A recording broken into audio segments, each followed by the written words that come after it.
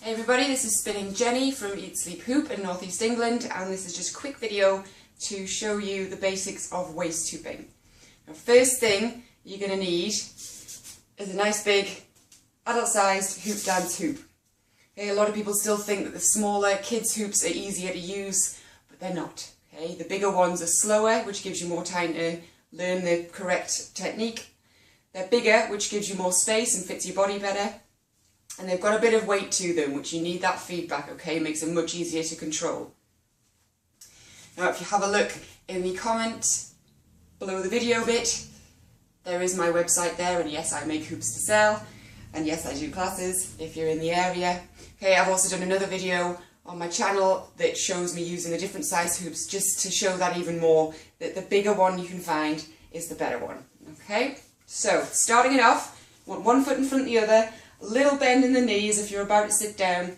Okay, tuck the hoop right into the small of your back, slide your arms back so you've got control of that hoop, you can keep it nice and flat, and you're going to give it a nice clean, tight push straight across your waist. Turn one way to start, doesn't matter which, you'll have an instinct for which way feels most normal.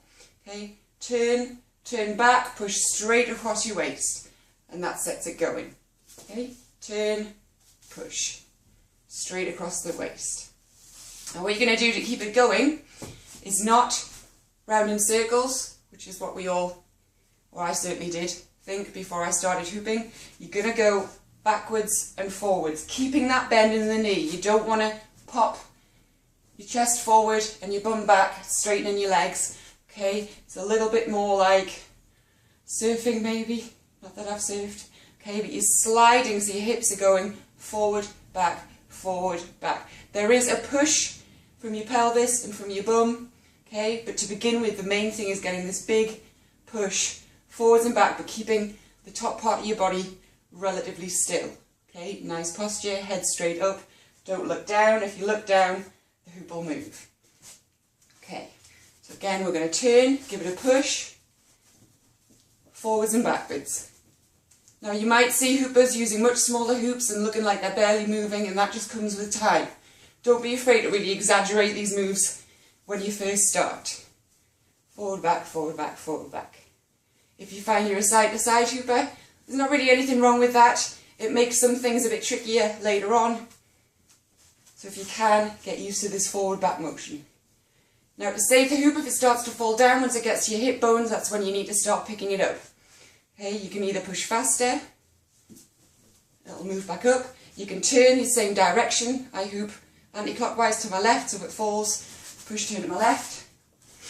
Or you can practice the scoop, where you're going to drop even further down, so the hoop comes back up to where it needs to be, and you scoop side to side as it comes back up. You might just need one, you might need a couple.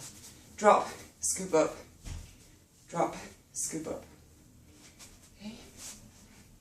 To stop the hoop, easiest way I find is throw both arms back and down as you turn in that direction. Even if you do a full spin, as I just did, it's much nicer than trying to grab at the hoop. Or you can look down at your lead side, again mine's my left, check when it's hitting that side of my stomach, trap it with a hand, turn still and grab with the other hand. Right, if you've got any questions, let me know, and happy hooping!